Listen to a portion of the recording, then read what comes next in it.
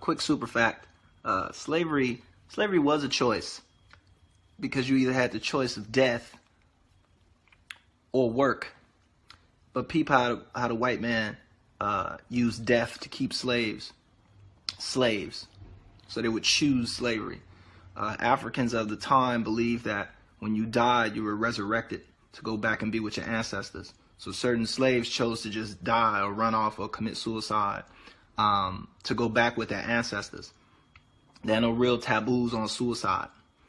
What the slave masters would do is they would take the bodies and cremate them or destroy them or cut off the limbs of runaway slaves or slaves who committed suicide to keep them from being able to resurrect and go back and be with their ancestors. So not only did the slave masters take their freedom, they also took away the freedom that they would have in death. And so that forced a lot of slaves to choose to stay in slavery. But nigga, what?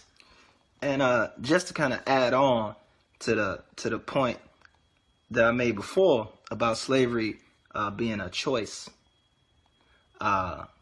understand that slavery started not in America.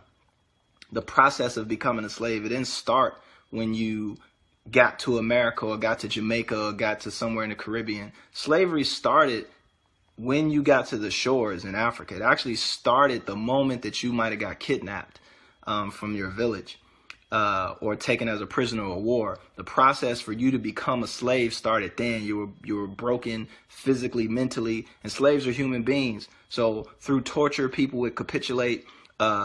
Women were raped. People were just broken down mentally, physically, spiritually, emotionally, linguistically unable to communicate with their fellow person because they were from a different tribe. And all that took place in Africa at the slave castles.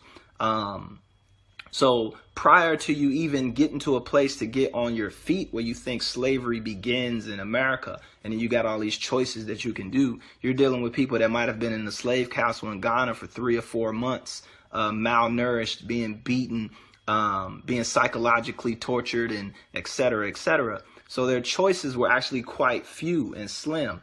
What you see in a lot of the revolts is certain slaves who were already either what you see in a lot of the revolts is certain slaves who were already either active militarily to a certain degree, or were so ingrained. Think about Toussaint, right? In Haiti. Toussaint wouldn't have been able possibly to overthrow or have that revolt if he couldn't speak French. So you got somebody who already had to be incorporated inside of the society itself to even have the choice to revolt or overthrow the shackles of slavery in the face of all of the other kind of pieces and parts that go along with them becoming slaves. So understand that slaves are humans. They were subject to all type of torture. It wasn't as simple as when you got to America. Now you got the choice to either be this or be that. Your destiny was pretty much wrote out for you. And then understand a lot of these people that were slaves, rest in peace, they died. They didn't make it through their first 2 years. The lifespan of a slave once you hit a plantation was only a matter of a few years. In some cases, a few months, especially places like Brazil. So you got to take that into consideration as well, as how many choices do you have when you don't know what the outlook or what the future is. You don't know where you are. You run off where you're going to go. You can't swim, et cetera, et cetera. You don't know how to pilot a boat. There's a lot of factors which physically and environmentally occur for people to choose that type of lifestyle. It's no different than if you were put as a modern person put into those same positions today. No matter how radical or rebellious a gangster you think that you are, if somebody puts you in a position to be tortured, if that was the case, why do people stay in prison? Right? Because they can't get out that bitch. So, I mean, take all that in consideration and add that to the context. But still, nigga, what the fuck are you talking about? And just one final point with the choices, and I promise this is it. I'm not talking about no more. The difference between a slave that was brought over from Africa and somebody who was born into slavery, somebody who was a born slave. A born slave, they were born into the context of that's all that they knew.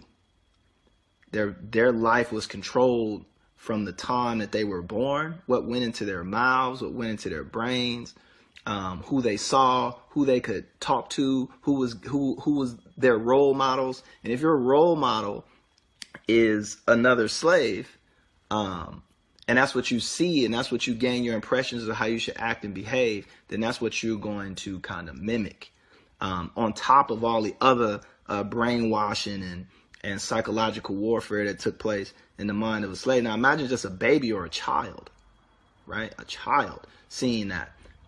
So when you think of slaves that were born slaves, mostly in America, because in the Caribbean, the Caribbean and South America, that slave trade was more about they had to keep bringing in new slaves because the conditions were so terrible at the mines or the plantations or whatever.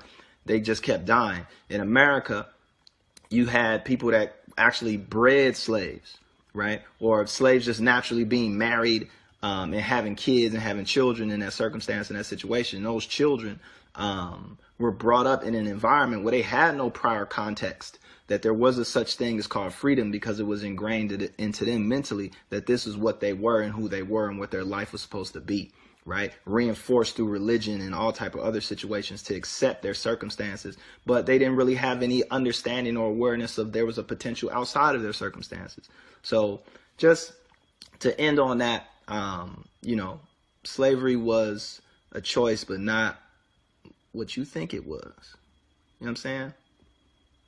Be good to each other. Peace and much love to you. Super facts.